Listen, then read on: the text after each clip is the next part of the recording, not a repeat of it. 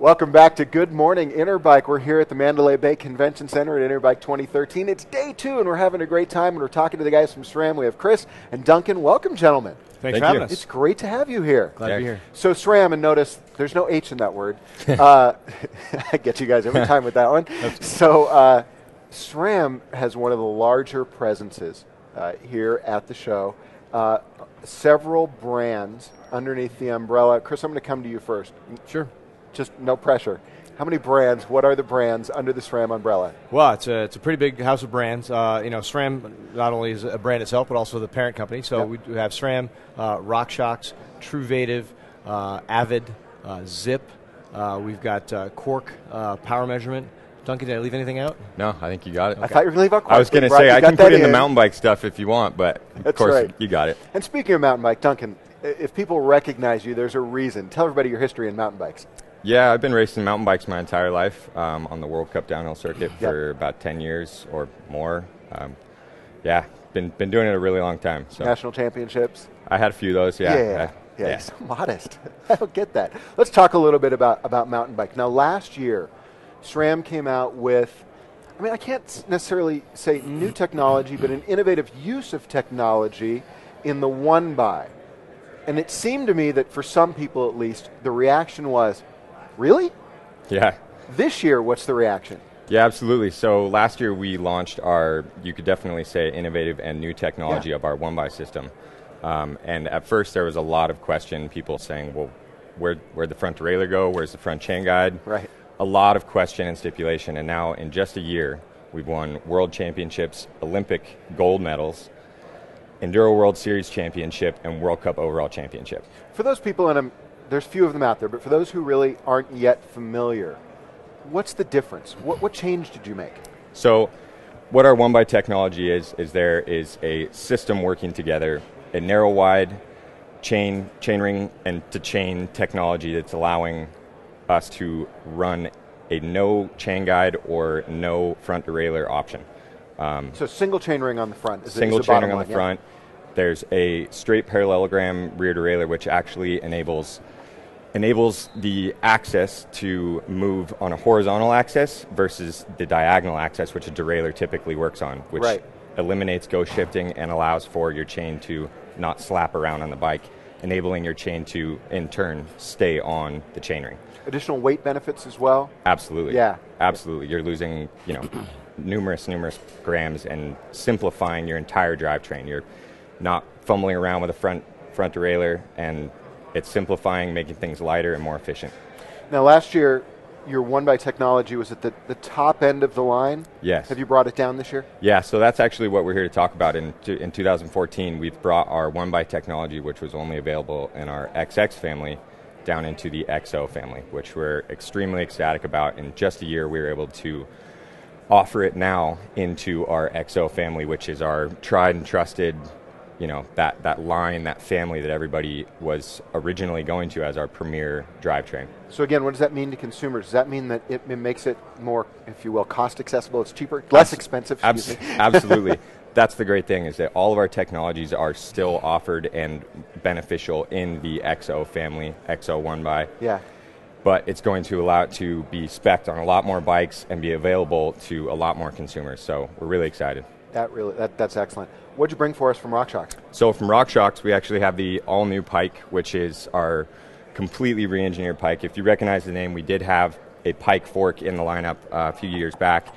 We've reintroduced it. It's an all-new 35mm chassis. It's got a new charger damper, which is a extruded bladder design, completely enclosed bled bladder system. So no air is getting into your system. You have a consistent, supple feel.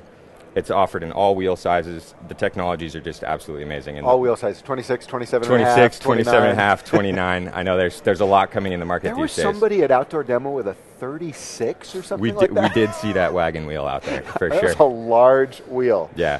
So my question was, I don't know where he gets the tires for it, but that's another story. I think he's got to home make those ones, too. Exactly. But yeah, it's an extremely exciting new fork that we're really excited to bring to the market, and it actually just won the Enduro World Series Championship as well. So we're really excited. There's been great reviews, and I think it's really going to change the way people are able to ride their all-mountain bikes. That is great. Now, Chris, on the road side, sure, you've brought a little setup for us here. Why don't you explain what we've got here?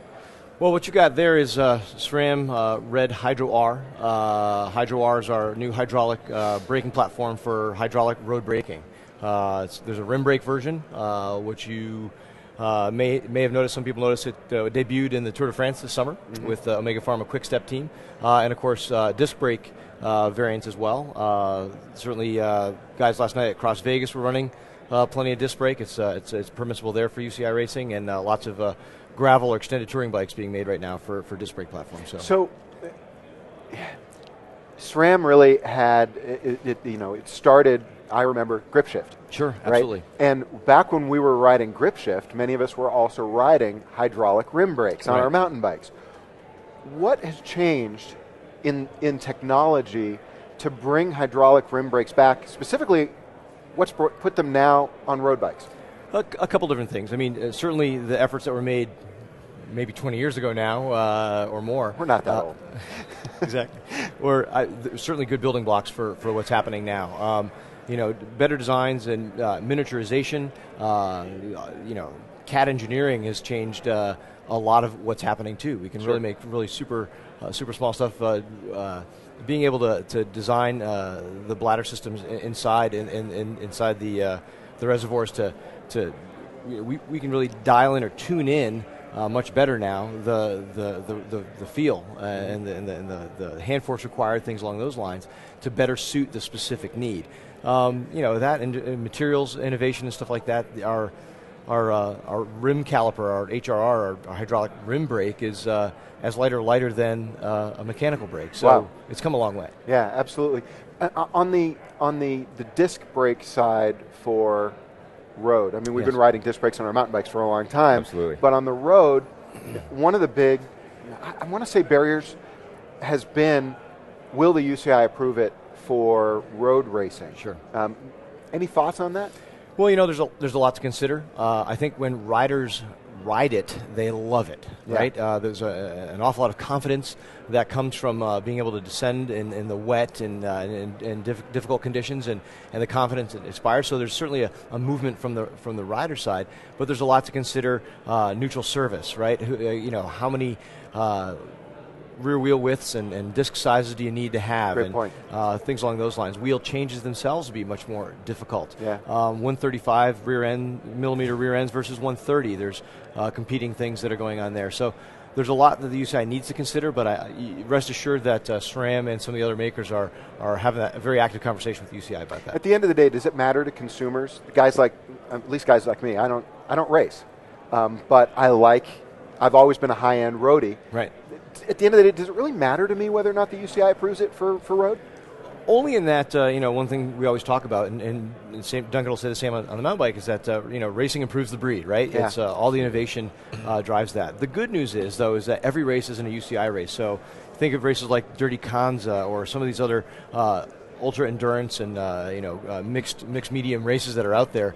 They're not UCI sanctioned races, and certainly cyclocross is driving some of that as well, which is a UCI discipline, and you can run disc brakes. So for the average rider, does it matter? Probably not, because I think the innovation will still come, and I think it'll improve the ride for a lot of people. Absolutely. Duncan, on a mountain bike side, how does this technology, how is it reflected in the mountain bike line?